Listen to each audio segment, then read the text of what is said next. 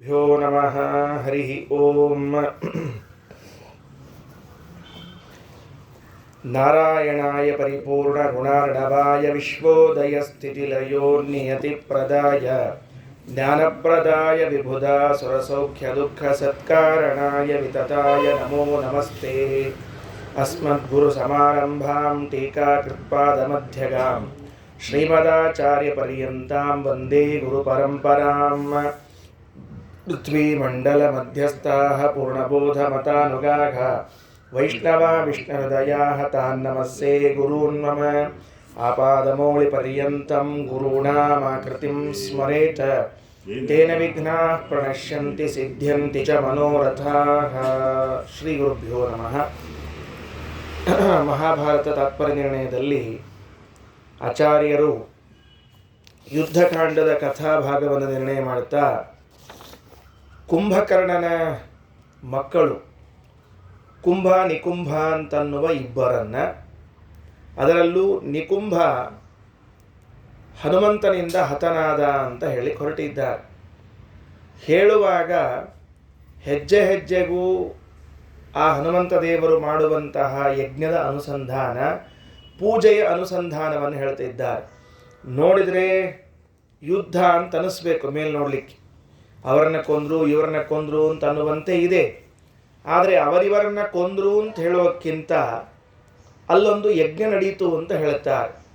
ಕೃಷ್ಣ ಗೀತೆಯಲ್ಲಿ ಒಂದು ಮಾತನ್ನು ಹೇಳುತ್ತಾನೆ, ಯಜ್ಞಾರ್ಥಾತ್ ಕರ್ಮಣೋನ್ಯತ್ರ ಲೋಕೋಯಂ ಕರ್ಮಬಂಧನ ಅಂತ. ಯಾವುದೇ ಒಂದು ಕರ್ಮವನ್ನು ನಾವು ಮಾಡುವಾಗ ಅದರಲ್ಲಿ ಯಜ್ಞದ ಉದ್ದೇಶ ಇದ್ದಿದ್ದಿಲ್ಲ. ಯಜ್ಞ ಅಂದ್ರೇನು? ಭಗವಂತನ ಪೂಜಾ ಅಂತ ಅರ್ಥ. ದೇವಪೂಜಾ ಯಜ್ಞ ಅಂತಂದು ಕೂಡಲೇ ನಮಗೆ ಹೋಮ ಅಂತ ತಲೆಗೆ ಬರ್ತದೆ. ಯಜ್ಞ ಅಂದ್ಕೊಳ್ಳಿ ಇಟ್ಟಂಗಿ, ಕಟಿಗಿ, ಉಸುಕು, ತುಪ್ಪ ಇವೆಲ್ಲ ತಲೆಗೆ ಬರ್ತದೆ. ಅಲ್ಲ, ಅದು ಒಂದು ಯಜ್ಞ ಹೌದು. ಆದರೆ ಇಲ್ಲಿ ಯಜ್ಞ ಎಂಬುದು ವಿಸ್ತಾರವಾದ ಅರ್ಥದಲ್ಲಿ ಏನು ಅಂದರೆ ಭಗವಂತನ ಪೂಜೆ. ಯಾವುದೇ ಕೆಲಸವನ್ನು ನೀವು ಭಗವಂತನ ಪೂಜಾ ಅಂತ ಮಾಡದೇ ಹೋದರೆ ಅದು ಏನಾಗ್ತದೆ ಅಂತ ಕೇಳಿದ್ರೆ ಲೋಕೋಯಂ ಕರ್ಮಬಂಧನ, ಅದು ನಮ್ಮ ಬಂಧನಕ್ಕೆ ಕಾರಣ ಆಗ್ತದೆ.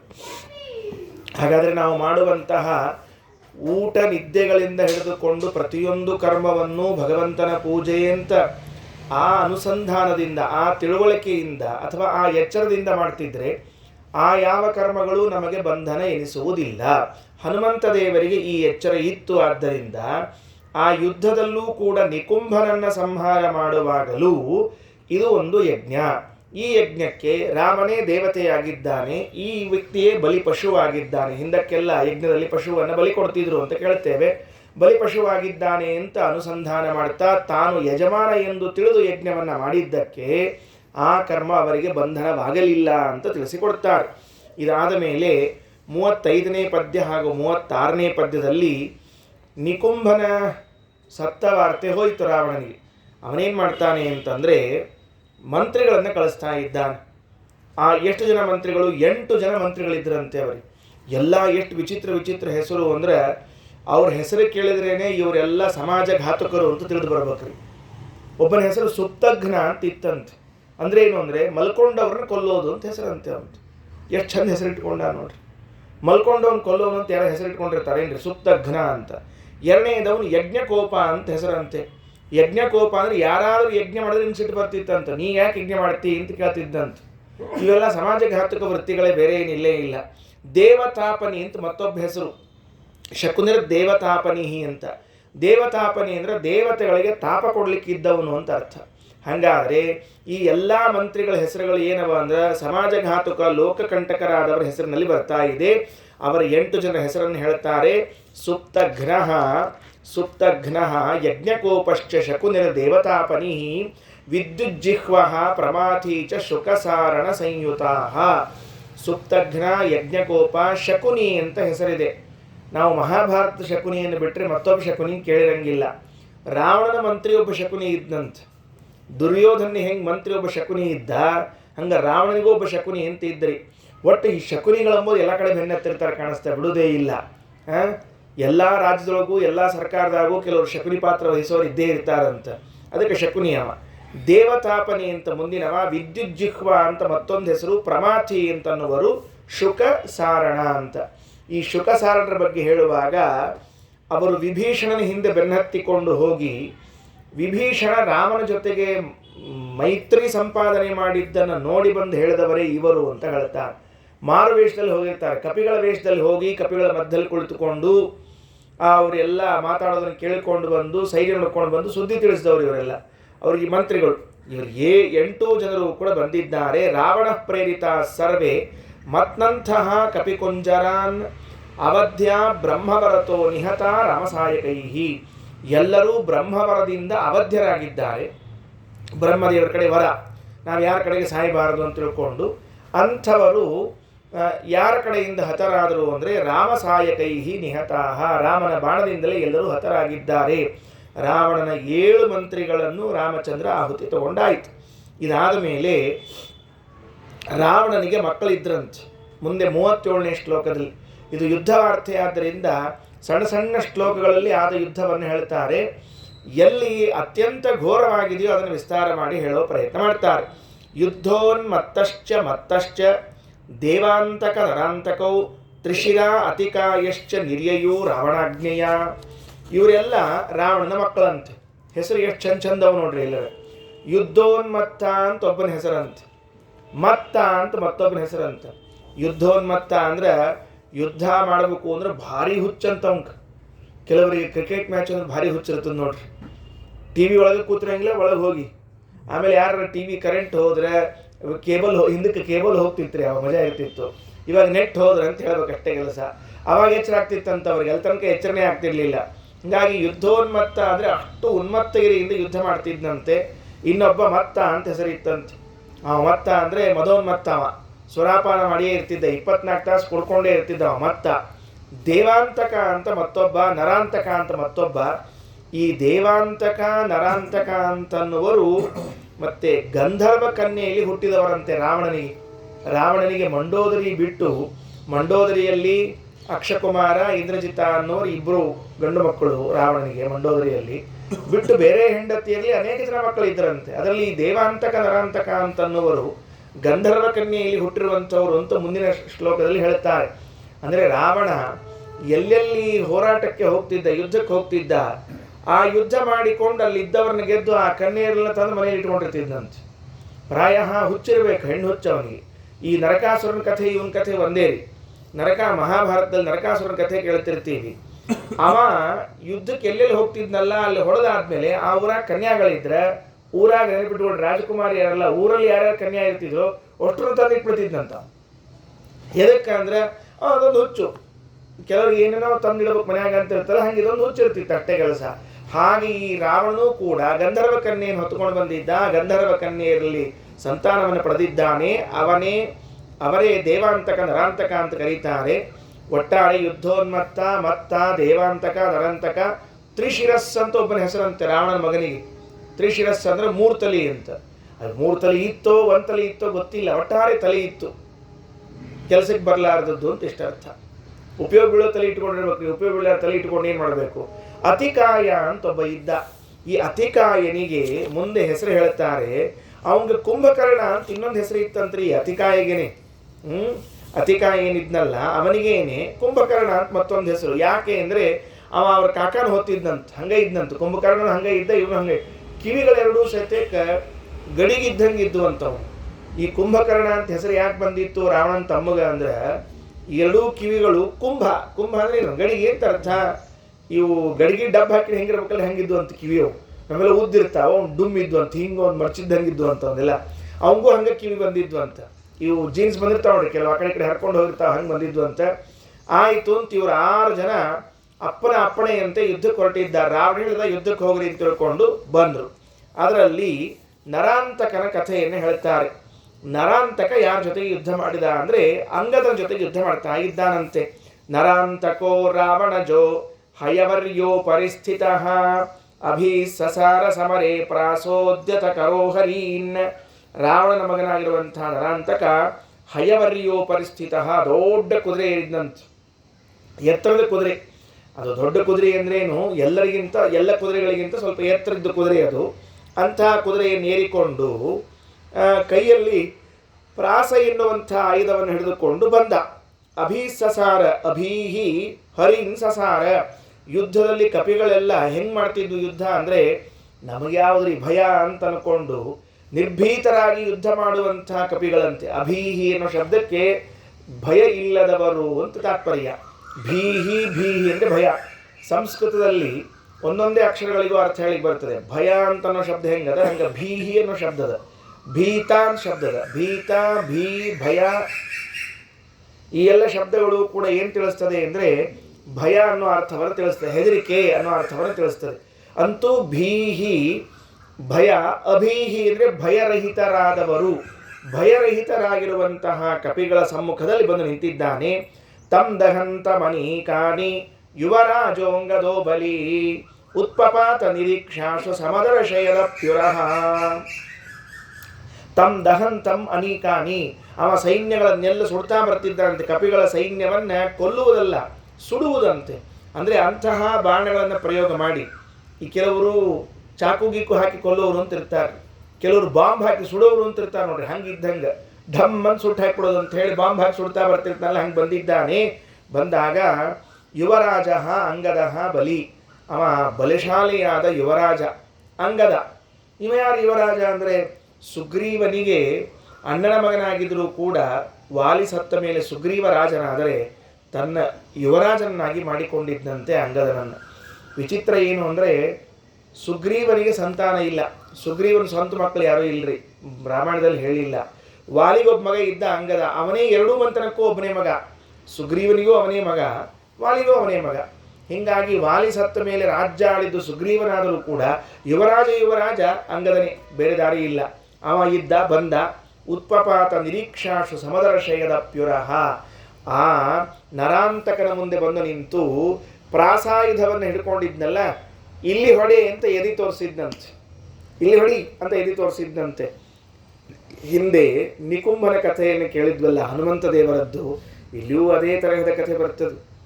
ಯಾಕೆ ಅವ್ರು ಹಂಗೆ ಮಾಡ್ಲಿಕ್ಕೆ ಹೋದ ಇವರು? ಯಾರು ಅಂಗದ ಏನು ಮಾಡಿದ ಅಂದರೆ, ನಮ್ಮ ಹನುಮಂತ ಹೆಂಗೆ ಮಾಡಿದ್ದಾನೆ, ಆ ಪ್ರಾಸಾಯುಧಕ್ಕೆ ಎದೆ ಒಡ್ಕೊಂಡು ನಿಂತಿದ್ದಾನಲ್ಲ, ನಾವು ಎದೆ ಒಡ್ಕೊಂಡು ನಿಲ್ಲೋಣ ಅಂತ ಎದೆ ಒಡ್ಕೊಂಡು ನಿಂತಂತೆ. ಬಾರೋ ಇಲ್ಲಿ ಹೊಡಿಬಾ ಅಂತ ಕರೆದಂತೆ.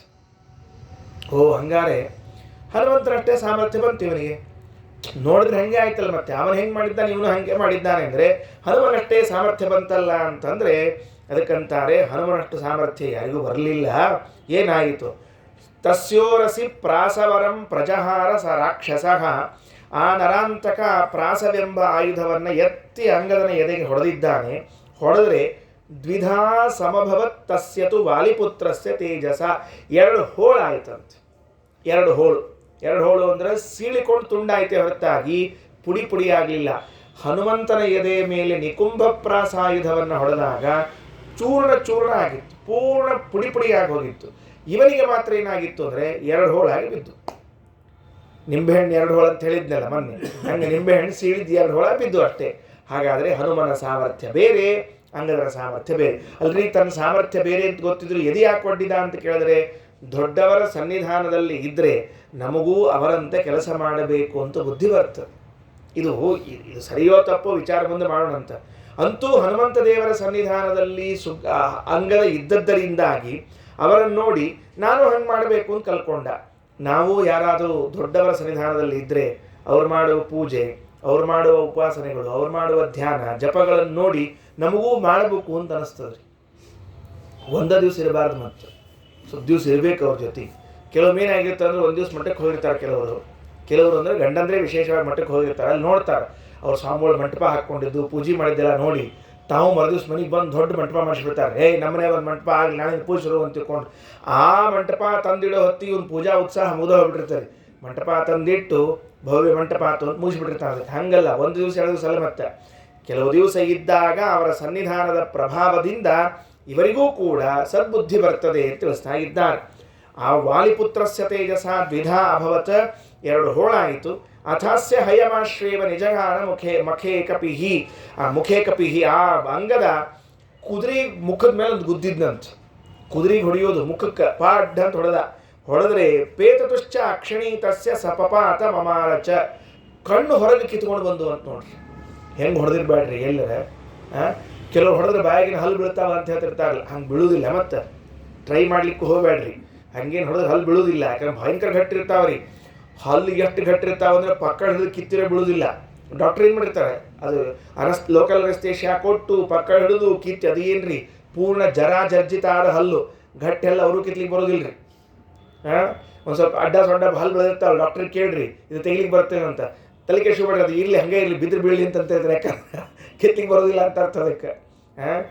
ಡೆಂಟಿಸ್ಟು ಬೋರ್ಡ್ ಹಾಕಿದ್ನಂತ, ಒಂದು ಹಲ್ಲು ಕಿತ್ತಿಸಿಕೊಂಡ್ರೆ 50 ರೂಪಾಯಿ ಬೋರ್ಡ್ ಹಾಕಿದ್ದಂತ. ಪಾಪ ನೀವು ಪೇಷಂಟ್ ಒಳಗೆ ಹೋದ, ಹಲ್ಲು ಕಿತ್ಸ್ಕೊಂಡ, ಹೊರಗೆ ಬಂದ, ಎಷ್ಟು ಆ ಡಾಕ್ಟರ್ ಅಂತ ಕೇಳಿದ್ರು. ಅವ್ರು ಹೇಳಿದ್ರು 500 ರೂಪಾಯಿ ಕೊಡಬೇಕು ಅಂದರು. ಡಾಕ್ಟ್ರ ಒಂದು ಹಲ್ಲು ಕಿತ್ಸ್ಕೊಂಡೀನಿ, 500 ರೂಪಾಯಿ ಯಾಕೆ, ನೀವು ಹೊರಗೆ 50 ರೂಪಾಯಿ ಬರ್ದಿರಲ್ಲ ಅಂತ ಹೇಳಂತ. ನಾ ಕಿತ್ತಿದ್ದು ಒಂದ ಹಲ್ಲು, ನೀವು ಒದರಿದ್ದಕ್ಕೆ ಹೊರಗೆ 10 ಪೇಷಂಟ್ ಓಡಿ ಹೋಗ್ಯಾವ, ಅದರದ್ದು ಬಿಲ್ ಕೊಡು ಅಂತ ಹೇಳಂತ. ಪಾಪ ನಾ ಕಿತ್ತಿದ್ದು ಒಂದೇ ಹಲ್ಲು ಬರೋಬ್ಬರಿ, ಆದ್ರೆ ಆ ಕಿತ್ತಿದ್ದಕ್ಕೆ ನೀವು ಒದರಿದಲ್ಲ 10 ಪೇಷಂಟ್ ಓಡಿ ಹೋಗ್ಯಾವ, ಈಗ ಹೆದರಿಕೊಂಡು ಮತ್ತು ಅದ್ರ ಬಿಲ್ ಯಾರು ಕೊಡಬೇಕು, ತಾಯಿಲಿ ಅವನು ಅಷ್ಟು ಅಂತ ಹೇಳಿದ್ದಂತ. ಹಂಗೆ ಈ ಹಲ್ಲು ಕಿತ್ಲಿಕ್ಕೆ ಬರೋದಿಲ್ಲ, ಭಾಳ ಕಠಿಣವಾದದ್ದು. ಕಣ್ಣಂತರೂ ದೂರೇ ಉಳಿತು, ಹಲ್ಲು ತೆಗಿಲಿಕ್ಕೆ ಬರುವಂತಹದ್ದೇ ಬರುವುದಿಲ್ಲ. ಕಣ್ಣು ಹೇಗೆ ಬರಬೇಕು ಅಂದರೆ ಅದು ಅವರ ದೇಹದಲ್ಲಿದ್ದ ಅತಿಯಾದ ಸಾಮರ್ಥ್ಯ.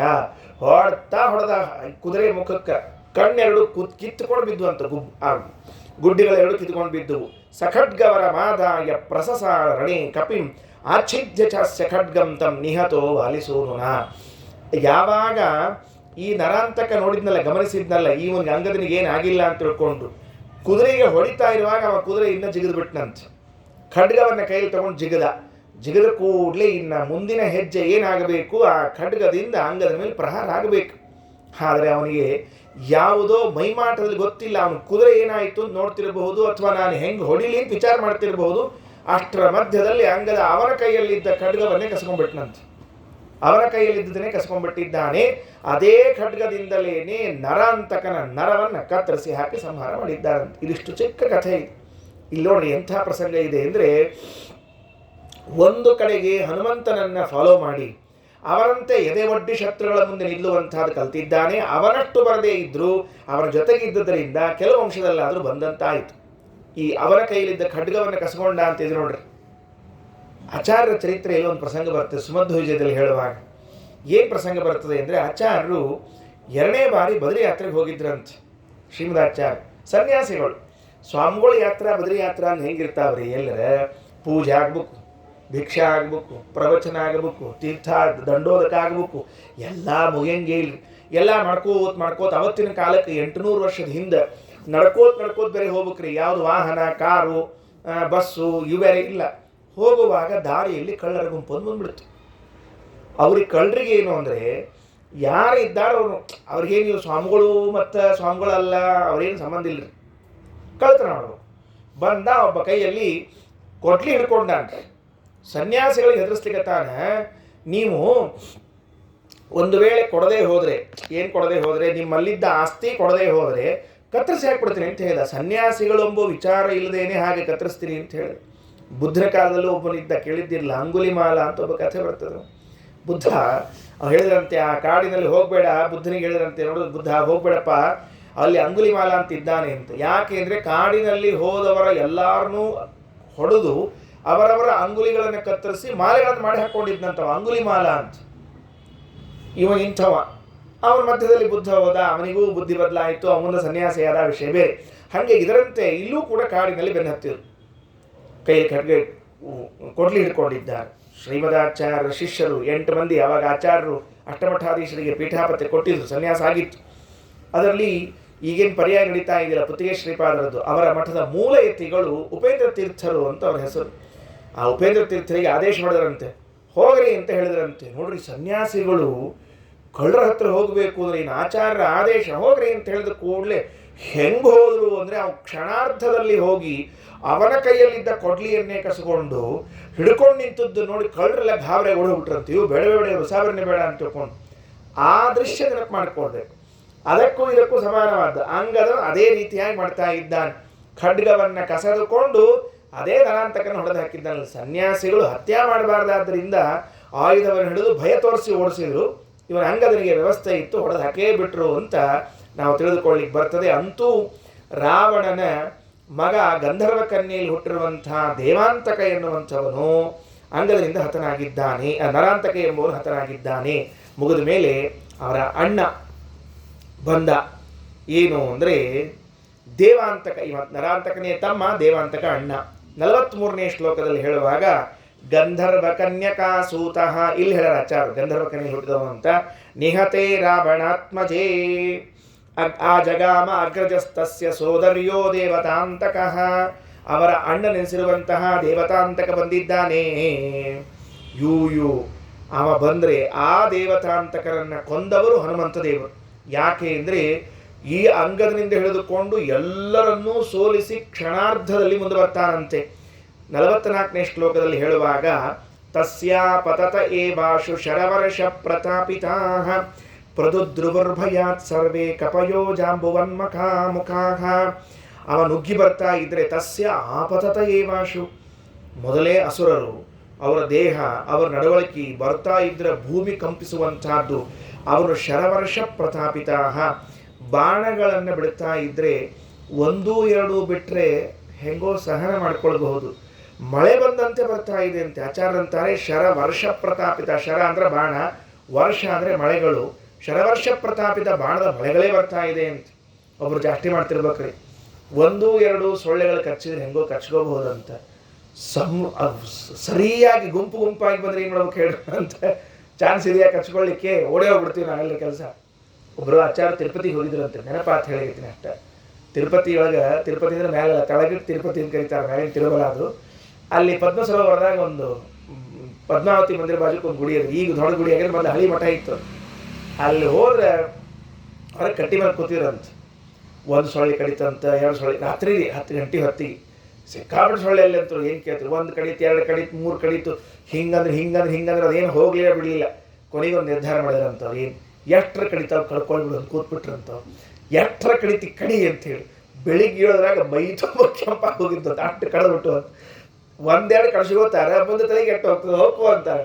ಹಂಗೆ 1-2 ಸೊಳ್ಳೆ ಅಲ್ಲ, 1-2 ಬಾಣ ಅಲ್ಲ. ಶರವರ್ಷ ಪ್ರತಾಪಿತಾಃ ಪ್ರದುದ್ರುವರ್ ಭಯಾತ್ ಸರ್ವೇ ಕಪಯೋ ಜಾಂಬವನ್ಮುಖಾಃ.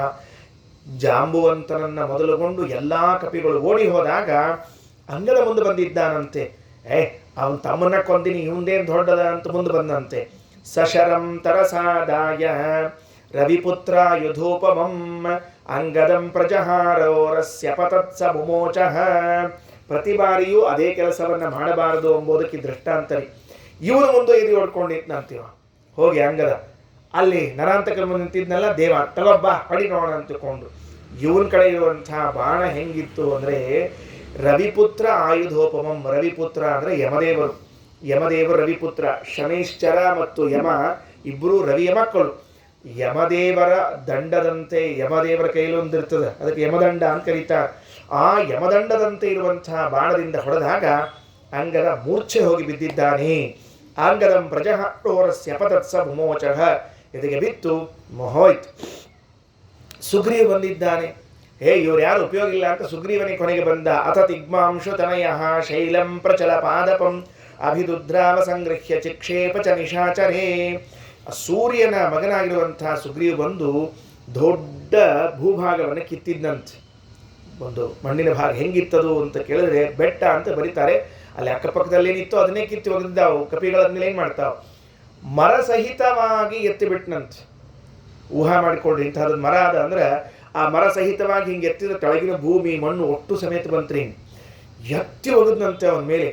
ನಿಕ್ಷೇ ನಿಶಾಚರೆ ತಮಾಪತಂತಂ ಆಲೋಕ್ಷ 47 ದೂರಾಕ್ಷರ ವಿದಾರಿತಂ. ಅವ ದೇವತಾಂತಕ ನೋಡಿದ, ಇದೇನು ದೊಡ್ಡದು ಅಂತ ಒಂದು ಬಾಣವನ್ನು ಹಿಡಿದು ಹೊಡೆದು ಬಿಟ್ಟಿದ್ದಾನೆ. ಸುರಾಂತಕಶ್ಚಕಾರಾಶ ದಧಾರಚ ಪರಂ ಶರಂ. ಅದು ಕತ್ತರಿಸಿಕೊಂಡು ಹೋಯಿತು. ಸತಮಾಕರಣಮಾಕೃಷ್ಯ ಯಮದಂಡೋಪಮಂ ಶರಂ ಅವಿದ್ಯದ್ ಹೃದಯೇ ರಾಜ್ಞ ಕಪೀನಾಂ ಸಪಪಾತಃ. ಅದೇ ಇನ್ನೊಂದು ಬಾಣವನ್ನು ತೆಗೆದುಕೊಂಡು ಸುಗ್ರೀವನಿಗೆ ಹೊಡೆದಾಗ ಸುಗ್ರೀವನು ಬಿದ್ದು ಹೋದ.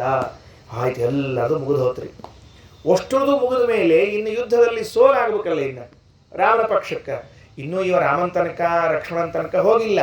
ಆದರೆ ಇವರೆಲ್ಲ ಸುಗ್ರೀವನವರೆಗೂ ಕೂಡ ಕಪಿರಾಜದ ಸಾಮ್ರಾಜ್ಯದ ರಾಜ ಅವನ ಕಡೆಗೆ ಹೋದಾಗಲೂ ಸೋತ ಮೇಲೆ ಹಂಗಾರೆ ಯುದ್ಧ ಮುಗಿತೇನೋ ಅಂತ ಅನ್ಕೊಂಡಿದ್ರೆ ಹನುಮಂತ ಬಂದಿದ್ದಾನಂತೆ. ಬಲಂ ಅಪ್ರತಿಮಂ ವೀಕ್ಷ ಸುರಶತ್ರೋಸ್ತು ಮಾರುತಿ ಆಹ್ವಯಾಮಾಸ ಯುದ್ಧಾಯ ಕೇಶವ ಕೈಠವಂ ಯಥಾ. ಅಪ್ರತಿಮಂ ಬಲಂ ವೀಕ್ಷ. ಇವನಿಗೆ ಎದುರಾಳಿಗಳು ಇಲ್ಲ ಅಂತನ್ನೋ ಬಲವನ್ನು ನೋಡಿಕೊಂಡು ಸುರಶತ್ರೋಹೋ, ಆ ದೇವತಾಂತಕನ ಬರವನ್ನು ನೋಡಿ ಮಾರುತಿ ಆಹ್ವಯಾಮಾಸ ಯುದ್ಧಾಯ, ತಾನೇ ಎದುರಿಗೆ ಹೋಗಿ ಆಮಂತ್ರಣ ಕೊಡ್ತಾನಂತೆ, ಬಾ ಯುದ್ಧಕ್ಕೆ ಅಂತೇಳಿ. ಹೆಂಗೆ ಆಮಂತ್ರಣ ಕೊಟ್ಟ ಅಂದರೆ ಕೇಶವೋ ಕೈಠವಂ ಯಥಾ. ಇಲ್ಲೊಂದು ಸಣ್ಣ ಕಥೆ. ಮತ್ತೆ ಮಹಾಭಾರತದಲ್ಲಿ ಬಂದಿರುವಂಥ ಒಂದು ಕಥೆಯನ್ನು ಆಚಾರ್ಯರು ದೃಷ್ಟಾಂತವಾಗಿ ಕೊಡ್ತಾರೆ. ಕೇಶವನು ಕೈಠವನಿಗೆ ಕರೆದಂತೆ ಅಂತ ಕರೀತಾ ಇದ್ದಾರೆ.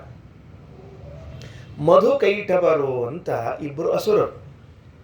ಹಿಂದೆ ನಿಕುಂಭನ ಜೊತೆಗೆ ಯುದ್ಧ ಮಾಡುವಾಗ ಹೆಂಗಿತ್ತು ಯುದ್ಧ ಅಂತ ಕೇಳಿದರೆ ಗರುಡ ಇಂದ್ರದೇವರ ಯುದ್ಧದಂತೆ ಅಂತ ಹೇಳಿತ್ತು, ದೃಷ್ಟಾಂತ ಕೊಟ್ಟಿದ್ರು ಆಚಾರ್ಯ. ಇಲ್ಲಿ ಯುದ್ಧವನ್ನು ಹೇಳುವಾಗ ದೇವತಾಂತಕನಿಗೂ ಹನುಮಂತನಿಗೂ ಯುದ್ಧ ಆಗ್ತಿದ್ರೆ ಹನುಮಂತನೇ ಆಹ್ವಾನ ಕೊಟ್ಟು ಕರೆದಂತೆ, ಯುದ್ಧಕ್ಕೆ ಬಾ ಅಂತ ಕರೆದಿದ್ದಾನಂತೆ. ನೋಡಿದಾಗ ಹೆಂಗೆ ಕಾಣಿಸ್ತಿತ್ತು ಅಂದರೆ ಕೇಶವ ಕೈಠವನನ್ನು ಯುದ್ಧಕ್ಕೆ ಕರೆದಂತೆ ಕಾಣಿಸ್ಬೇಕಂತೆ. ಪ್ರಳಯ ಕಾಲ ಮುಗಿದಿತ್ತು, ಬ್ರಹ್ಮದೇವರು ಸೃಷ್ಟಿ ಮಾಡಬೇಕು ಅಂತ ಹೊರಟಿದ್ದಾರೆ. ಹೊರಡುವಾಗ ಕರ್ಣಮಲದಿಂದ, ಕೆಲವು ಕಡೆಗೆ ಬ್ರಹ್ಮದೇವರ ಕಿವಿಯಲ್ಲಿರುವಂತಹ ಮಲದಿಂದ ಹುಟ್ಟಿದ್ದಾರೆ ಅಂತಿದೆ, ಕೆಲವು ಕಡೆಗೆ ಭಗವಂತನ ಕಿವಿಯಲ್ಲಿರುವಂತಹ ಮಲದಿಂದ ಅಂತಾರೆ. ಅವರಿಬ್ಬರ ಕಿವಿಯಲ್ಲೂ ಮಲ ಬರಲಿಕ್ಕೆ ಸಾಧ್ಯ ಇಲ್ಲ, ಕಿವಿಯಲ್ಲಿ ಹೊಲಸು ಅಂತ ಕರಿತೀವಲ್ಲ ಅಂತಹದ್ದು. ಆ ಕಿವಿ ಹೊಲಸು ಅಂತನ್ನುವುದರಿಂದ ಹುಟ್ಟಿದವರು ಯಾರು ಅಂದರೆ ಮಧು ಮತ್ತು ಕೈಟಭ ಅಂತಿಬ್ಬರು. ಇಬ್ಬರೂ ಕೂಡ ಬ್ರಹ್ಮದೇವರಿಗೆ ಕೇಳಿಕೊಂಡು ಹೊರಟ್ರಂತೆ. ಯಾರು ನಮಗೆ ಈ ಕಾಲದಲ್ಲಿ ಸರಿಯಾಗಿ ಯುದ್ಧಕ್ಕೆ ಸಿಗೋರು ಅಂತ ಹೊರಟಿರುವಾಗ ದೇವರು ಸಿಕ್ಕಿದ್ದಾರಂತೆ ಎದುರುಗಡೆಗೆ. ದೇವರನ್ನು ನೋಡಿ ಯುದ್ಧ ಮಾಡಬೇಕು ಅಂದಾಗ ದೇವರನ್ನಂತೆ, ನೀವೇನು ಯುದ್ಧ ಮಾಡೋದು, ನಾನೇ ಯುದ್ಧಕ್ಕೆ ಕರಿತೀನಿ, ನಿಮಗೆ ಬರ್ರಿ ಅಂತ ಯುದ್ಧಕ್ಕೆ ಕರೆದಿದ್ದಾನಂತೆ. ಅದರಲ್ಲಿ ಮಧುನಾಮಕ ದೈತ್ಯನನ್ನು ಪರಮಾತ್ಮ ಕೊಂದದ್ದಕ್ಕೆ ಮಧುಸೂದನ ಅಂತ ಹೆಸರು ಬಂತಂತೆ ದೇವರಿಗೆ. ಈಗ ಕೈಠವನನ್ನ ದೇವರು ಆಹ್ವಾನ ಮಾಡಿ ಯುದ್ಧಕ್ಕೆ ಕರೆದು ಅವನನ್ನು ಸಂಹಾರ ಮಾಡಿದ್ನಲ್ಲ, ಕೈಟಭಾರಿ ಅಂತ ಹೆಸರು ಬರ್ತಾ ಇದೆ. ಇವೆರಡೂ ಹೆಸರುಗಳು ದಾಸರು ಅಲ್ಲಲ್ಲಿ, ಮಧುಸೂದನ ಪ್ರಸಿದ್ಧದ, ಕೈಟಭಾರಿ ಅಂತನ್ನುವ ನಾಮವನ್ನು ಹಾಡಿನಲ್ಲಿ ಬಹಳ ಸರ್ತಿ ಪ್ರಸಿದ್ಧ ಬಳಸಿರ್ತಾರೆ. ಹಾಗಾದರೆ ಹಿಂದಕ್ಕೆ ಮಧು ಕೈಟಭರ ಯುದ್ಧದಲ್ಲಿ ಕೈಟಭನನ್ನ ಕೇಶವ ಆಹ್ವಾನ ಮಾಡಿ ಯುದ್ಧ ಮಾಡಿದಂತೆ ಇವತ್ತು ದೇವತಾಂತಕರನ್ನ ಹನುಮಂತ ಆಹ್ವಾನ ಮಾಡಿ ಯುದ್ಧ ಕರೆದಿದ್ದಾನಂತೆ. ಆಹ್ವಯಾಮಾಸ ಯುದ್ಧಾಯ ಕೇಶವ ಕೈಟಭಂ ಯಥಾ. ಇದು ಹಿಂದೆ ಕಥೆ ಬಂದಿದೆ. 3ನೇ ಅಧ್ಯಾಯದಲ್ಲಿ 60ನೇ ಶ್ಲೋಕದ ಸಂದರ್ಭದಲ್ಲಿ ಈ ಯುದ್ಧದ ಕಥೆಯನ್ನು ಹೇಳಿದ್ದಾರೆ. ಇನ್ನು 50ನೇ ಶ್ಲೋಕ. ತಮಾಪತಂತಂ ಆಲೋಕ್ಯ ರಥಂ ಸಖಯ ಸಾರಥಿಂ ಚೂರ್ಣಯಿತ್ವಾ ಧನುಶ್ಚಾಸ್ಯ ಸಮಾಚ್ಛಿದ್ಯ ಭವಂಜಃ. ಅವನು ಬರ್ತಾ ಇರೋದನ್ನು ನೋಡಿ ಹನುಮ ತಾನೇ ಮೇಲ್ಜಿಗಿದು ಹೋಗಿ ಅವನ ಕುದುರೆ, ಸಾರಥಿ, ರಥ, ಕೈಯಲ್ಲಿದ್ದ ಬಿಲ್ಲು ಎಲ್ಲವನ್ನೂ ಪುಡಿ ಮಾಡಿ ಹಾಕಿದ ಅಂತ ಹೇಳ್ತಾ ಇದ್ದಾರೆ. ಆಯಿತವನ್ನು ಪುಡಿ ಮುಗಿದಾಗ ಅಥ ಖಡ್ಗಂ ಸಮಾದಾಯ ಪುರ ಆಪತತೋ ರಿಪೋಃ ಹರಿಃ ಪ್ರಗತ್ಯ ಕೇಶೇಷು ಪಾತಯಿತ್ವೈ ನಮಾಘವೇ ಶಿರೋ ಮಮರ್ದ ತರಸ ಪವಮಾನಾತ್ಮಜ ಪದ. 51ನೇ ಪದದಲ್ಲಿ ಹೇಳುವಾಗ ಅಥ ಖಡ್ಗಂ ಸಮಾದಾಯ, ಇವನೂ ಕೂಡ ಅವನ ತಮ್ಮನಂತೆ ಖಡ್ಗವನ್ನು ಹಿಡಿದುಕೊಂಡು ಬಂದಿದ್ದಾನಂತೆ. ಪುರ ಆಪತತಃ ರಿಪೋಹೋ, ಎದುರಿನಲ್ಲೇ ಬಂದಿರುವಾಗ ಹರಿಹಿ ಪ್ರಗಹ್ಯ ಕೇಶೇಶು. ನೋಡ್ರಿ, ಕಪಿಗಳಿಗೆ ಹರಿ ಅಂತ ಶಬ್ದ ಇದೆ, ಮಂಗ್ಯಾಕ್ಕೆ ಹರಿ ಅಂತ ಕರೀತಾರೆ. ದೇವರಿಗೆ ಹೆಂಗೆ ಹರಿ ಅಂತ ಶಬ್ದ ಅದನೋ ಹಂಗೆ ಕಪಿಗಳಿಗೂ ಕೂಡ ಸಂಸ್ಕೃತದಲ್ಲಿ ಹರಿ ಅಂತ ಶಬ್ದ ಅದ. ಬರೇ ಕಪಿಗಳಿಗಲ್ಲ, ಸಿಂಹಕ್ಕೂ ಹರಿ ಅಂತದ, ಇಂದ್ರನಿಗೂ ಹರಿ ಅಂತದ. ಬೇರೆ ಬೇರೆ ಸಂದರ್ಭದಲ್ಲಿ ಆ ಹೆಸರುಗಳನ್ನು ನೋಡ್ಕೊಳ್ಬೇಕಷ್ಟೇ. ಹರಿಹಿ ಪ್ರಗಹ್ಯ ಕೇಶೇಶು ಪಾತಯಿತ್ವೈ ನಮಾಘವೇ. ಅವನು ಖಡ್ಗದಿಂದ ಹೊಡಿಬೇಕು ಅಂತ ಬಂದರೆ ಹನುಮ ಮುಂದೆ ಹೋಗಿ ಅವನ ಜುಟ್ಟು ಹಿಡಿದು ತೆಳಗೆ ಬೀಳಿಸಿ ಹಾಕಿದ್ನಂತೆ.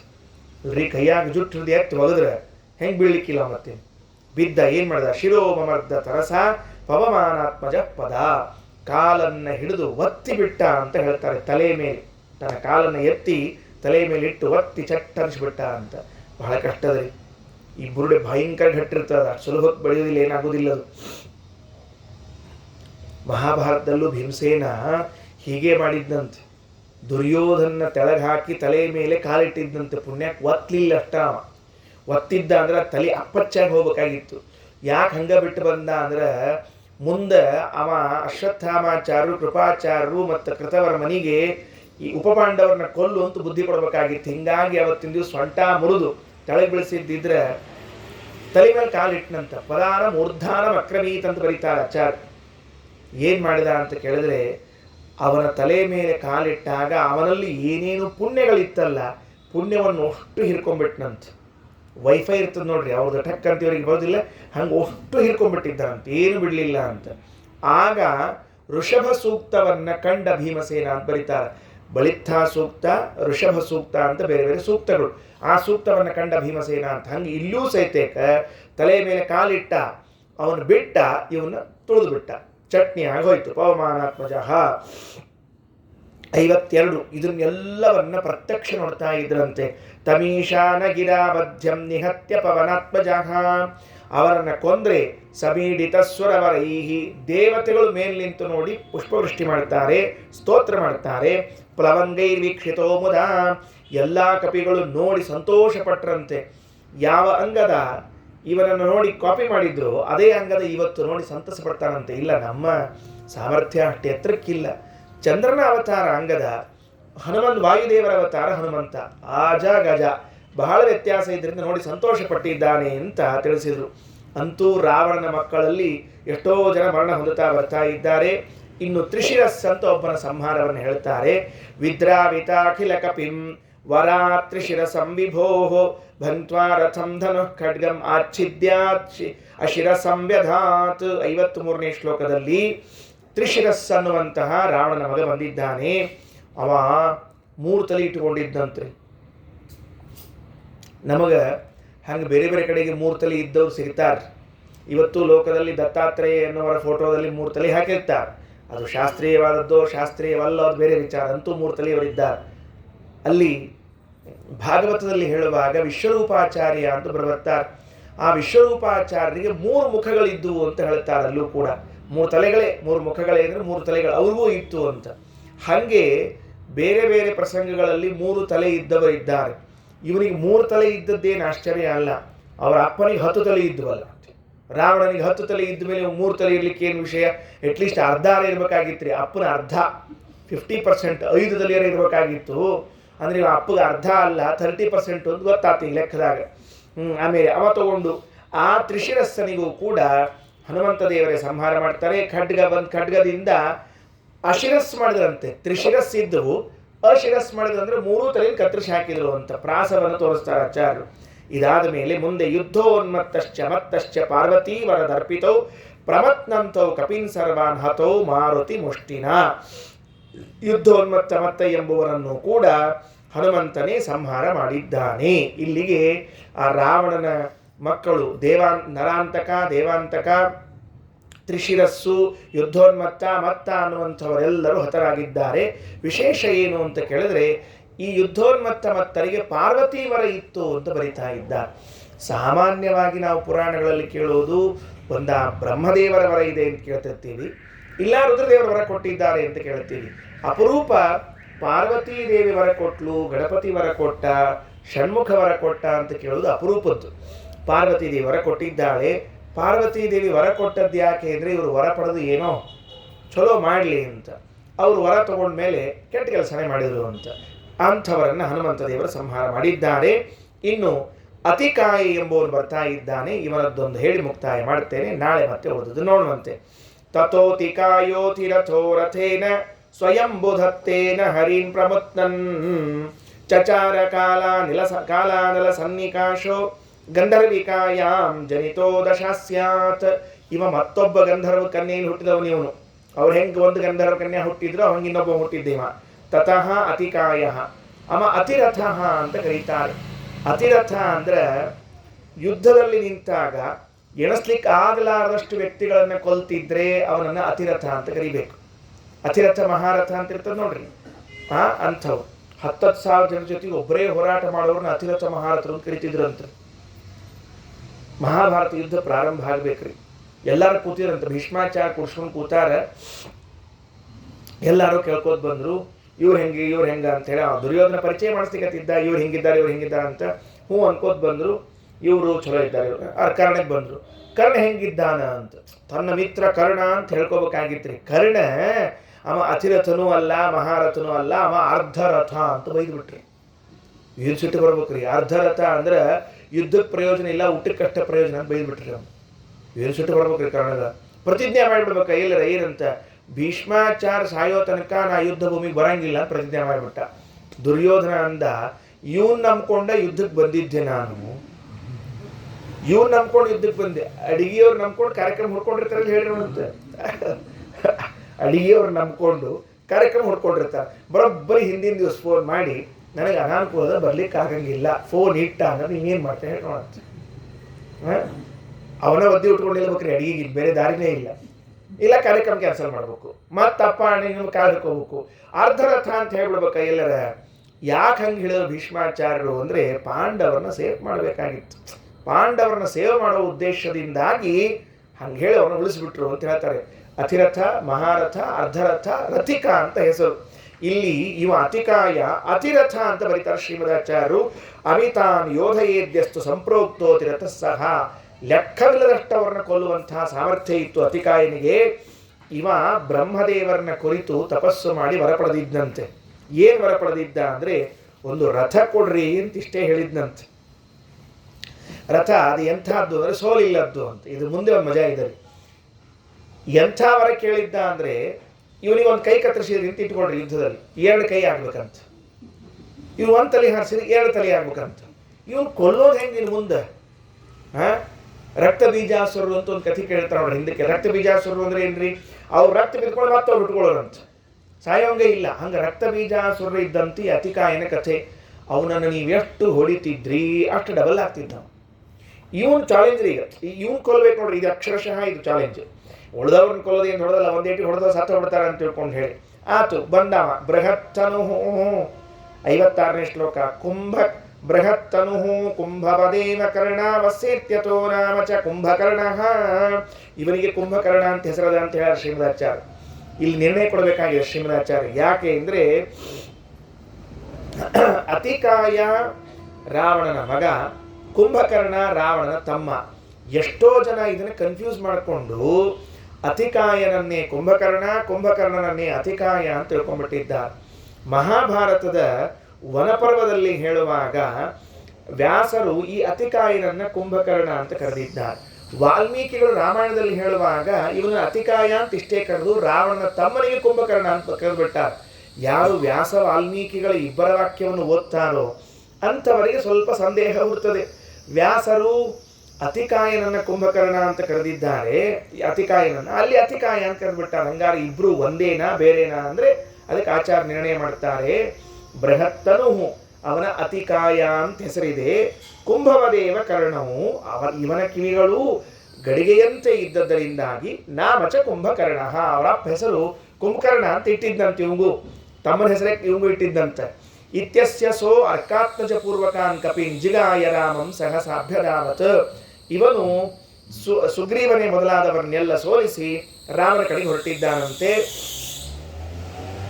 ರಾಮನ ಕಡೆಗೆ ಹೊರಟಿರುವಾಗ ಮಧ್ಯದಲ್ಲಿ ಲಕ್ಷ್ಮಣ ಬರ್ತಾ ಇದ್ದಾನೆ. ಈ ಅತಿಕಾಯನ ವಧೆ ಲಕ್ಷ್ಮಣನಿಂದಾಯಿತು ಅಂತ ತಿಳಿಸಿಕೊಡ್ತಾ ಇದ್ದಾರೆ. ನೋಡ್ರಿ, ಒಬ್ಬೊಬ್ಬರದು ಒಂದೊಂದು ಕಡೆಗೆ. ಅಂಗದ ಒಬ್ಬರನ್ನು ಸಂಹಾರ ಮಾಡಿದ, ಸುಗ್ರೀವ ಒಬ್ಬರನ್ನು ಸಂಹಾರ ಮಾಡಿದ, ಹನುಮಂತ ಅನೇಕ ಜನ ಸಂಹಾರ ಮಾಡಿದ್ದಾನೆ. ಲಕ್ಷ್ಮಣನ ಕೈಯಿಂದ ಅತಿಕಾಯನ ಸಂಹಾರ ಆಗಬೇಕಾಗಿದೆ. ಅದನ್ನು ಹೇಳಿ ಹೊರಟಿದ್ದಾರೆ 57ನೇ ಪದ್ಯದಲ್ಲಿ. ತಮಾಪತಂತಂ ಶರವರ್ಷಧಾರಂ ಮಹಾಘನಾಭಂ ಸ್ತನಯಿತ್ನುಘೋಷಂ ನಿವಾರಯಾಮಾಸ ಯಥಾ ಸಮೀರಃ ಸೌಮಿತ್ರಿರಾತ್ತೇ ಶ್ವಸನಶರೌಘೈಃ. ಬಂದ ಹೆಂಗೆ ಬಂದ ಅಂತಂದರೆ ತಮಾಪತಂತಂ ಶರವರ್ಷಧಾರಂ. ದೊಡ್ಡ ಮೋಡಗಳು ಹೆಂಗೆ ಮಳೆ ಸುರಿಸ್ಬೇಕು ಹಂಗೆ ಬಾಣಗಳ ಸುರಿಸ್ತಾ ಇದ್ದಾನಂತೆ.